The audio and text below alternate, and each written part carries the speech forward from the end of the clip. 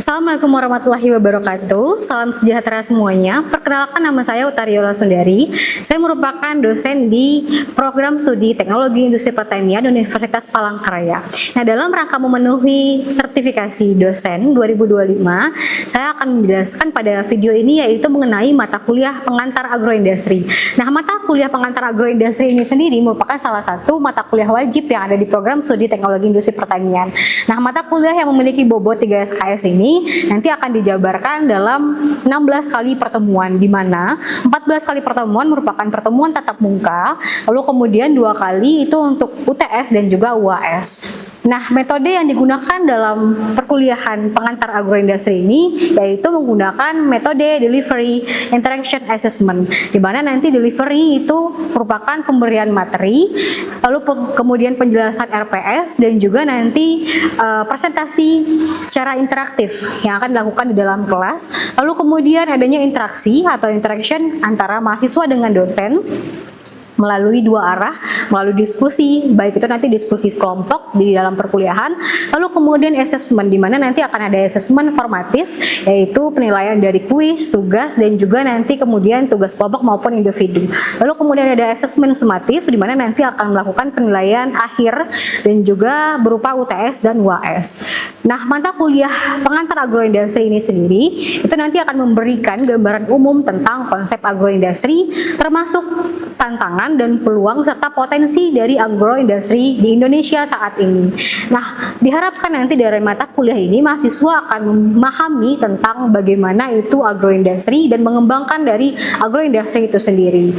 Nah, mahasiswa nanti di sini akan diberikan 12 kali atau 12 materi pertemuan, di mana nanti mahasiswa akan diberikan atau dijelaskan mengenai definisi dan gambaran umum agroindustri itu sendiri, lalu kemudian bagaimana karakteristik dari bahan baku agroindustri, lalu kemudian bagaimana nanti pengolahan, transformasi pengolahan, lalu kemudian bagaimana nanti mengelola mesin dan peralatan, hingga masuk ke manajemen operasional, manajemen sumber daya manusia, manajemen pemasaran, manajemen sumber daya manusia, manajemen teknologi, hingga manajemen kualitas dari agroindustri itu sendiri. Jadi, mahasiswa akan mampu memahami agroindustri secara berkelanjutan juga. Nah, adapun CPMK dari mata kuliah ini yaitu ada 2. Yang pertama, nanti mahasiswa diharapkan mampu menjelaskan fenomena yang berhubungan dengan teknologi di agroindustri. Lalu kemudian CPMK yang kedua, nanti mahasiswa diharapkan mampu menjabarkan dan menyelesaikan persoalan-persoalan yang timbul dalam kehidupan sehari-hari, tentunya di bidang agroindustri atau industri di bidang agroindustri itu sendiri. Nah, mata kuliah pengantar agroindustri ini sendiri itu menggunakan nanti ada referensi. Yang pertama nanti ada buku ajar. Itu adalah buku ajar yang saya hasilkan sendiri dari kolaborasi dosen nasional yang berjudul Pengetahuan Agroindustri, dan juga nanti akan ada beberapa referensi dari artikel dan jurnal-jurnal ilmiah yang tentunya bereputasi. Nah, mata kuliah ini nanti juga akan ada pemberian tugas melalui case method. Setelah menyaksikan video ini, nanti akan disambung dengan video pembelajaran di kelas. Itu nanti saya akan memasukkan video di mana nanti ada pertemuan 2, yaitu akan membahas mengenai karakteristik dari bahan baku agroindustri itu sendiri. Selamat menyaksikan, terima kasih. Assalamualaikum warahmatullahi wabarakatuh. Bisa kita mulai perkuliahan pagi ini? Oke, udah sarapan ya tadi ya? Sudah. Nah, hari ini kita akan melanjutkan perkuliahan yaitu pengantar agroindustri. Nah, kita kemarin sudah di pertemuan kedua ya, teman-teman ya. Kemarin di pertemuan pertama kita sudah belajar apa itu definisi dan ruang lingkup dari agroindustri itu sendiri. Masih ingat kira-kira pertemuan kemarin apa yang kita bahas? Agroindustri itu adalah kegiatan ekonomi yang memanfaatkan hasil pertanian sebagai bahan baku untuk diolah menjadi suatu produk dengan meningkatkan nilai tambah. Oke, ya, jadi agroindustri itu adalah segala kegiatan yang berkaitan nanti dengan bahan hasil pertanian itu sendiri. Bagaimana nanti kita menciptakan suatu produk untuk menambah nilai dari suatu bahan hasil pertanian itu sendiri. Nah, di pertemuan kedua kali ini kita akan membahas mengenai karakteristik bahan baku agroindustri itu. Nah, tujuan dari kita mempelajari karakteristik bahan baku dari agroindustri ini sendiri yaitu nanti agar kita tahu bagaimana nanti kita mengembangkan produk dari agroindustri itu sendiri. Jadi kita harus tahu bagaimana sifatnya, karakteristiknya, serta bagaimana nanti cara pengolahannya ya. Nah, dari kita mengetahui karakteristik ini nanti akan banyak sekali manfaatnya tentu dalam kita mengembangkan atau memberi nilai tambah dari agroindustri itu sendiri.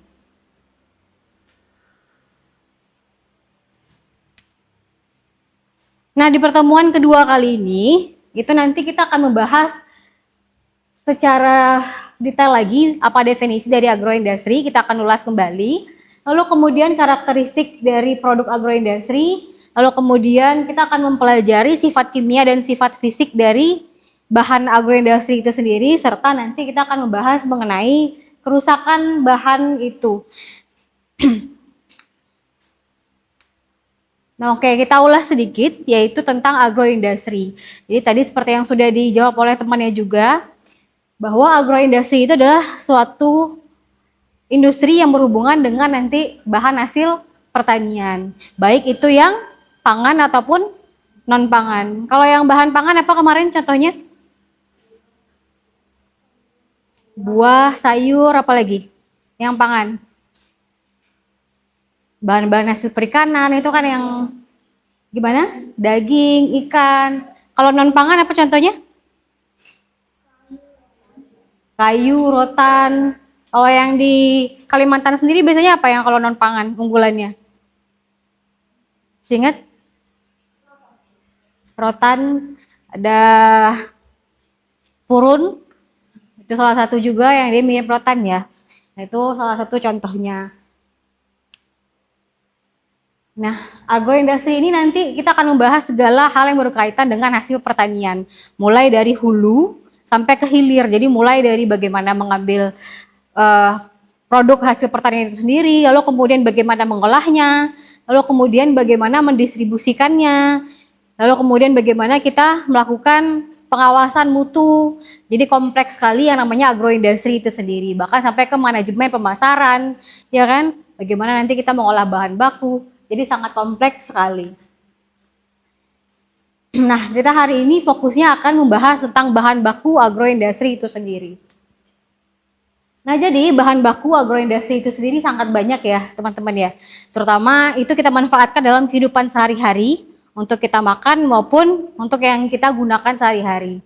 Kayak contohnya teman-teman sekarang duduk di bangku. Ini salah satu contoh dari pemanfaatan atau produk dari agroindustri. Ini kira-kira terbuat dari apa bangku ini? Kayu, serbuk kayu ya. Nah, jadi bahan baku agroindustri itu sendiri itu sangat banyak sekali. Contohnya ada buah-buahan, sayuran. Bahkan tadi kalau teman-teman sarapan sebelum ke kampus, teman-teman makannya dari produk-produk hasil agroindustri itu sendiri. Buah-buahan, ikan, susu, daging, lalu kemudian biji-bijian, dan sangat banyak sekali.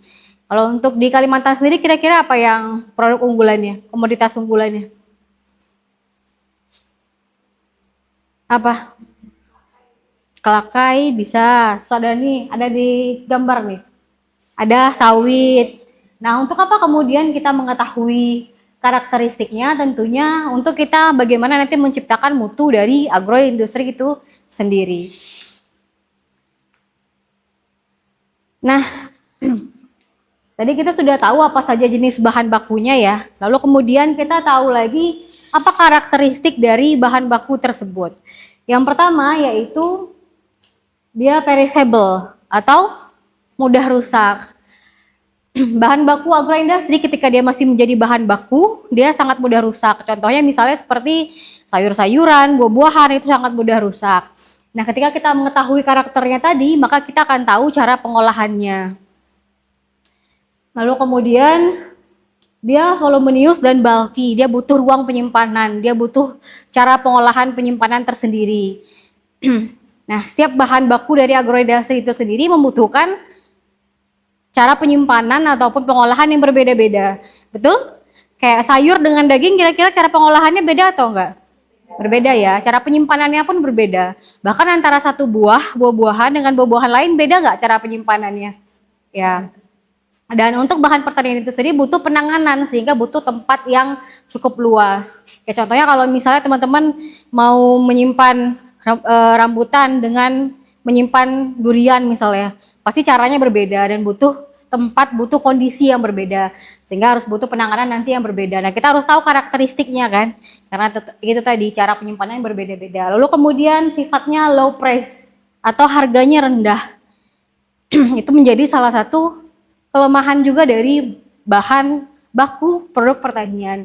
Nah, ketika kita misalnya mengolahnya, maka kita akan membuat nilai dari produk tadi atau hasil tadi menjadi bertambah melalui pengolahan. Nah, bagaimana cara kita mengolahnya? Tentu kita harus tahu sifatnya tadi.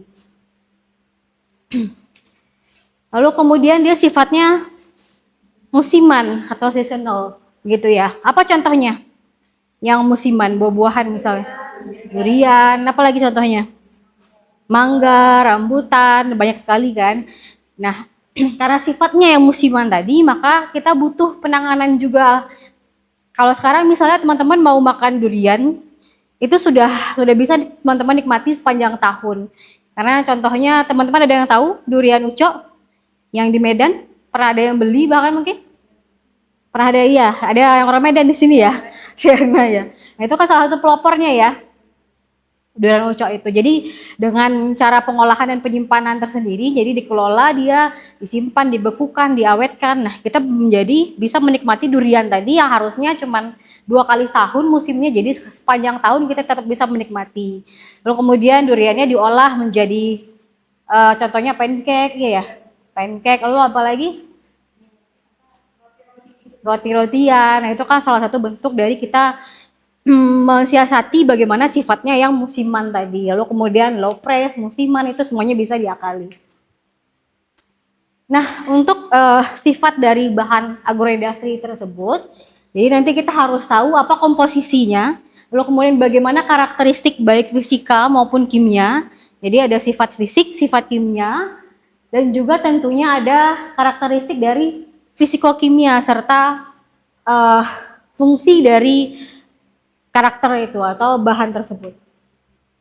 Nah, untuk apa kita mengetahui komposisi tersebut?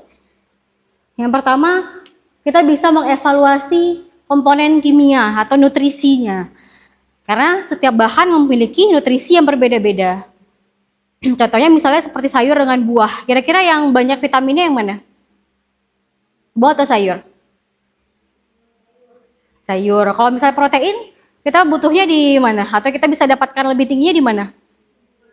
Di daging, di biji-bijian. Nah, sifat evaluasi, kita bisa mengevaluasi sifat kimia atau nutrisi dari bahan tersebut.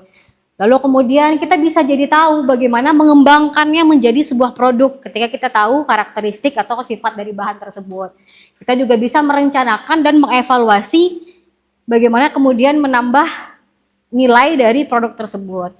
Lalu kemudian kita juga bisa kemudian membuat atau menambah nilai dari nutrisinya, dan juga tentunya kita juga bisa menghitung kalori atau menghitung jumlah nutrisi yang ada dalam si bahan hasil pertanian tadi. Jadi kalau kita tahu karakteristiknya, tentunya kita bisa kemudian mengolah bahan tersebut lebih tepat. Karena setiap bahan seperti yang tadi, dia memiliki karakter yang berbeda, sehingga kemudian penanganannya pun berbeda-beda. Misalnya kayak teman-teman mau mengolah ikan dengan mengolah sayur bayam, suhunya pasti berbeda ya. Nah, itu gunanya kita mengetahui komposisi ataupun karakteristik dari bahan agroindustri itu sendiri. Lalu kemudian di bahan agroindustri itu dia memiliki nutrisi. Nah, nutrisinya berbeda-beda. Nah, nutrisi itu disusun oleh yang namanya sifat kimia atau bahan kimia yang ditemukan di bahan agroindustri itu sendiri. Nah, apa saja kira-kira klasifikasi dari nutrisi itu? Yang pertama ada makronutrien dan ada yang namanya mikro. Kalau yang makro itu contohnya kadar air, karbohidrat, dia kompleks ya kalau yang makro ini ya. Lalu kemudian ada protein, ada lemak. Sedangkan kalau yang mikro itu contohnya ada essential oil atau asam esensial dalam bahan. Lalu kemudian ada alkaloid, ada vitamin, mineral, antioksidan. Itu salah satu contoh dari mikronutrien. Kalau makro itu yang komponen yang besar ya, karbohidrat, lemak, protein, itu semuanya contoh dari makronutrien. Nah, untuk apa kita tahu nutrisi yang terkandung ini? Tentunya karena dia memegang peran yang penting dari suatu produk agroindustri. Karena kalau misalnya kita menyamakan antara kita mengolah bahan yang tinggi protein dengan yang tinggi vitamin itu tidak sama. Karena dia juga memiliki sifat yang berbeda sehingga kerusakannya pun berbeda. Nah, kalau misalnya kita menggunakan suhu yang tidak tepat antara suatu bahan dengan bahan lain dengan komposisi yang berbeda, tentu akan terjadi yang namanya kerusakan bahan pangan itu sendiri. Nah, ini adalah beberapa hal yang bisa kita ukur atau proximat komponen. Ini bahan-bahan kimia yang bisa kita ukur atau kandungan bahan kimia yang bisa kita ukur dari suatu bahan hasil pertanian. Jadi ada karbohidrat, lalu kemudian kita menghitung kadar abu, lalu kemudian serat pangannya, kadar lemak, kadar protein, dan juga kadar air. Jadi kalau misalnya nanti teman-teman mau penelitian, biasanya kalau yang teman-teman hitung itu tergantung dari apa yang terkandung banyak di dalamnya. Kayak misalnya contohnya teman-teman ketika misalnya bikin produknya biskuit ya, itu biasanya yang terutama yang harus banyak dalam biskuit itu apa? Atau yang akan kita uji pertama apa? Karbohidrat. Karena misalnya bahan utamanya tepung, yang dalamnya ada pati, itu otomatis yang kita hitung karbohidrat. Kalau misalnya teman-teman bikin nugget, seperti ada kemarin yang bikin nugget ya, itu yang komponen utama yang mau kita hitung apa? Ada proteinnya, karena yang kita gunakan daging. Jadi itu beberapa hal yang perlu kita ukur dari suatu bahan hasil pertanian. Walaupun pada dasarnya semua bahan itu dia memiliki semua kandungan dari makronutrien tadi ya, cuman komposisinya berbeda-beda. Jadi kayak di daging pun dia ada vitamin, tapi apakah sama dengan di sayur? Tidak, karena penyusunnya pun berbeda. Seperti misalnya di kacang-kacangan itu juga ada protein. Di daging juga ada protein kan? Tapi jumlahnya sama atau enggak kira-kira? Per 100 gramnya itu beda. Karena itu tadi dia mengandung karakteristik yang berbeda-beda. Nah, selain ada komponen kimia, juga ada komponen fisika atau fisik. Apa contoh dari komponen fisik yang harus kita tahu? Ada ukuran, ada bentuk, lalu kemudian ukuran volume, lalu kemudian luas area, densitas, porositas, dan juga ada warna dan juga penampakan. Nah, ini untuk fisik. Kalau fisik itu biasanya yang terlihat ya, teman-teman ya. Nah, biasanya kalau komponen kimia kita ukur menggunakan pengukuran proximat atau analisis kimia. Tapi kalau yang fisik, tentunya kita lihat dia dari fisik atau secara visual. Apa tujuannya? Biasanya untuk kita menentukan standar dari suatu bahan hasil pertanian tadi. Misalnya kayak teman-teman belanja di pasar dengan di supermarket, kira-kira kalau misalnya teman-teman beli kentang di supermarket nih dengan kentang yang ada di pasar, apa bedanya? Gimana? Harganya oke. Nah, harga itu kenapa? Karena tadi kalau misalnya di supermarket mereka sudah memilih berdasarkan sifat fisik tadi. Mereka sudah menyamakan, mereka punya standar untuk fisik ya, untuk komponen fisik tadi. Tapi kalau misalnya di pasar kan enggak ya. Mereka cenderung ya dijual gitu ya. Yang penting ini kentang, baik gitu, tidak ada busuknya dijual. Tapi kan mereka nggak punya standar untuk wah ukurannya harus sama, warnanya harus sama. Tapi kalau misalnya di supermarket, warnanya harus sama, ukurannya harus sama, bahkan kualitasnya pun harus sama. Jadi itu yang membedakannya. Sehingga kemudian komponen fisik tadi atau physical properties tadi itu digunakan untuk menjadi standar dari bahan-bahan seperti contohnya seperti buah, sayur, dan juga bahan agroindustri lainnya untuk sebagai sortasi. Jadi biasanya kita melakukan sortasi kalau di supermarket itu dia sudah disortasi, jadi bentuk fisiknya sudah sama gitu ya. Nah, ini contohnya, ini biasanya di industri-industri yang sudah cukup besar mereka melakukan yang namanya sortasi, entah itu berdasarkan ukuran atau warna ataupun bentuk seperti itu. Nah ini contohnya juga, bahkan biasanya ini sudah diterapkan di industri-industri yang besar di luar negeri. Kalau Indonesia kayaknya mungkin masih jarang kita temui ya teman-teman ya, karena mungkin kita cenderungnya belanjanya ke pasar tradisional. Kalau misalnya di luar negeri bahkan sudah sampai ke dalamnya pun semua strukturnya dipastikan sama.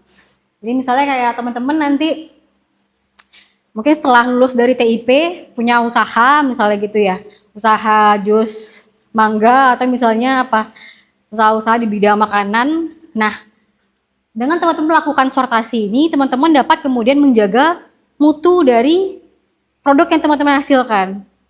Itu fungsinya ya.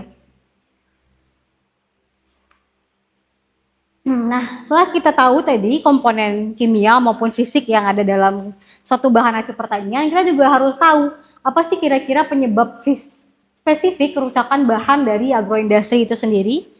Yang pertama, bisa karena mikroorganisme. Apa contoh mikroorganismenya? Ada bakteri, ada kapang, ada kamir. Nah, sama seperti kita manusia, si mikroorganisme ini juga dia memakan nutrisi yang ada dalam bahan pangan itu sendiri. Makanya biasanya bahan pangan ini lama-lama dia bisa rusak ya, karena ada si mikroorganisme tadi. Nah, biasanya mikroorganisme ini dia sangat senang pada bahan hasil pertanian yang kadar airnya cenderung tinggi. Makanya kayak buah-buahan, sayuran mereka punya cenderung kerusakan lebih tinggi ketimbang yang misalnya kayak kacang-kacangan yang punya kadar air lebih rendah. Karena si mikroorganisme tadi. Tapi selain kadar air, mikroorganisme ini juga bisa dia membutuhkan karbohidrat, protein, sesuai dengan kebutuhannya. Nah, bagaimana cara kita menjaga kerusakan dari mikroorganisme ini? Tentunya dengan kita mencuci dengan bersih, lalu kemudian kita menyimpan di suhu yang tepat, sehingga kemudian mikroorganismenya bisa terkontrol gitu ya. Lalu kemudian karena ada aktivitas enzim di dalam produk. Jadi setiap produk agroindustri itu memiliki yang namanya aktivitas enzim. Contohnya misalnya kayak di pepaya, dia punya enzim papain, dan juga di beberapa produk itu mereka rata-rata punya yang namanya aktivitas enzim. Nah, itu juga ternyata menjadi penyebab kerusakan dari bahan hasil pertanian ini sendiri. Nah, biasanya kalau ada aktivitas enzim itu bisa jadi terjadi pencoklatan, misalnya kayak di apel. Itu kan kalau misalnya kita kupas apelnya, dia cenderung berubah warna ya, jadi coklat ya. Itu karena ada aktivitas enzim tadi. Lalu kemudian ada investasi oleh insekta, parasit, itu juga jadi kerusakan bahan. Lalu kemudian kerusakan juga ternyata bisa karena suhu selama pengolahan dan penyimpanan yang tidak tepat. Jadi mungkin di beberapa mata kuliah teman-teman sudah melakukan praktikum untuk bahan ya, untuk bagaimana menyimpan bahan, apakah dia disimpan di suhu yang rendah, apakah dia cocoknya disimpan di suhu ruang. Nah, itu juga salah satu cara kita mencegah kerusakan dari si produk hasil pertanian itu sendiri atau bahan hasil pertanian itu sendiri. Lalu kemudian bertambah dan berkurangnya kelembapan atau kadar air, itu juga menjadi salah satu penyebab kerusakan bahan. Misalnya kayak contohnya tepung, itu kan salah satu jenis produk yang tahan ya. Kenapa dia bisa tahan? Karena kadar airnya sudah rendah. Misalnya kayak contohnya teman-teman singkong yang dijadikan kemudian tapioka. Mana yang kira-kira lebih tahan? Singkong yang bahan baku atau tapioka? Tapioka, karena apa? Karena kadar airnya sudah lebih rendah ketimbang dia masih menjadi singkong. Nah, tapi ketika misalnya teman-teman menyimpan si tapioka tadi secara tidak baik, secara tidak tepat, tentunya kadar airnya bertambah dan juga kerusakannya jadi bertambah. Jadi bisa nanti teman-teman coba gitu ya. Biasanya ada yang di sini yang perempuan suka masak menggunakan tepung. Itu biasanya disimpannya di mana? Atau bagaimana cara penyimpanannya? Di toples. Terbuka apa kira-kira tertutup aja? Tertutup ya. Karena apa? Karena kita menjaga kadar airnya supaya tidak bertambah, sehingga kemudian dia menjadi lebih tahan. Dan juga kemudian reaksi dengan oksigen itu juga salah satu penyebabnya. Makanya ada beberapa makanan yang dia tidak boleh terpapar panas lama, karena itu dia bereaksi dengan oksigen, dia tidak boleh kemudian terbuka. Lalu kemudian cahaya, kerusakan fisik, dan juga karena waktu. Jadi bahan-bahan hasil pertanian itu memiliki sifat-sifat yang dia mudah rusak, sehingga kemudian kita harus mengakalinya dengan cara melakukan yang namanya pengolahan lebih lanjut. Nah, sampai sini ada yang ingin ditanyakan? Silahkan. Kenapa penting sertasi bagi produk agroindustri itu? Oke. Terima kasih. Oke, baik. Ada yang bertanya mengapa sortasi itu penting. Nah, seperti yang tadi sudah dijelaskan bahwa ketika melakukan sortasi kita akan memilih sebuah standar untuk produk, entah itu berdasarkan warna, ukuran, penampakan, atau mungkin berdasarkan jenisnya. Nah, jadi ketika kita melakukan yang namanya sortasi itu, kita menyamakan mutu dari sebuah bahan hasil pertanian. Jadi dengan kita lakukan sortasi itu kita akan mendapatkan mutu yang sama atau sesuai dengan standarnya. Biasanya misalnya kayak udah ada sini yang PKL? Sudah yang pergi PKL? Udah ada kan ya? Kemarin PKL-nya ke tempat sawit ada. Nah, biasanya kan mereka melakukan sortasi ya sebelum mereka melakukan pengolahan itu. Atau mungkin ada yang sudah pergi ke industri, mereka melakukan sortasi bahan baku kan. Tujuannya apa? Tujuannya adalah mereka menyamakan standar untuk bahan baku sehingga kemudian produk yang dihasilkan itu juga menghasilkan mutu yang konsisten gitu. Jadi misalnya kayak contohnya tadi kalau teman-teman mau buka wirausaha nih, misalnya kayak Nando. Setelah ini dia mau buka perusahaan nugget ya Nando ya. Dari ikan gabus oke atau ikan haruan. Nah, ikan haruan yang harus dipilih oleh Nando adalah ikan haruan yang jenisnya sama tentunya, yang kualitasnya sama, yang mutunya, kesegarannya sama, yang penampakan atau warnanya sama, sehingga kemudian si produk nugget yang dihasilkan Nando itu akan sama atau konsisten mutunya.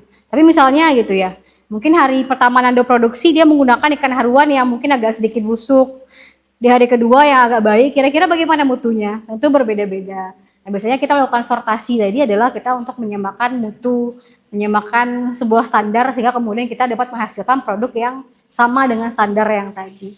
Seperti itu. Oke, baik. Ada yang ditanyakan lagi? Sudah cukup mengerti atau jelas? Jelas ya. Jadi nanti ujiannya bisa dapat 100 ya kalau sudah mengerti semua ya. Nah, oke baik. Sebelum kita mengakhiri perkuliahannya, untuk di pertemuan kali ini saya memberikan tugas kepada teman-teman, bisa dicatat. Nah, tugas kali ini adalah teman-teman membuat sebuah paper atau tulisan. Jadi teman-teman nanti ambil referensinya harus dari artikel ilmiah. Dan juga nanti teman-teman, saya akan membagikan buku referensi yang saya gunakan.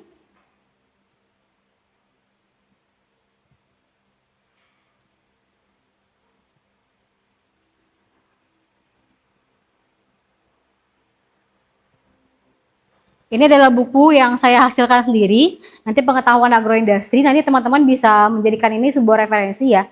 Nanti akan saya bagikan ke Komting ya. Untuk filenya, teman-teman boleh ambil dari buku ini dan juga dari artikel-artikel ilmiah tentunya yang terpercaya ya. Jadi teman-teman jangan ambilnya dari blog-blog yang kurang terpercaya, teman-teman ambilnya dari artikel ilmiah. Nah, nanti teman-teman buat paper, lalu kemudian pilih di sana bahan baku yang akan teman-teman telaah atau kembangkan. Boleh dari yang non-pangan ataupun yang pangan.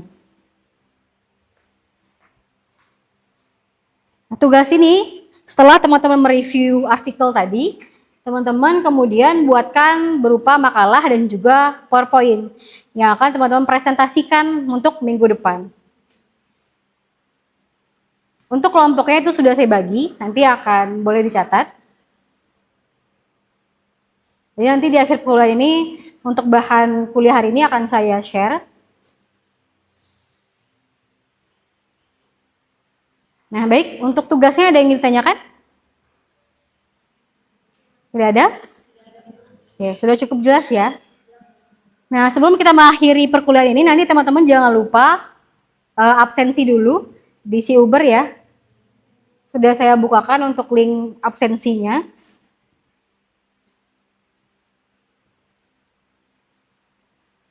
Jadi untuk minggu depan tugasnya dikumpulkan. Nanti akan saya pilih 2-3 orang yang akan lakukan presentasi di perkuliahan.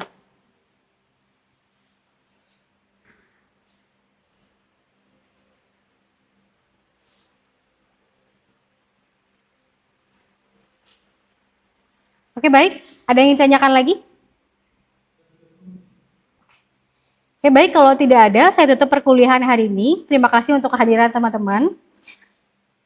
Selamat siang. Assalamualaikum warahmatullahi wabarakatuh.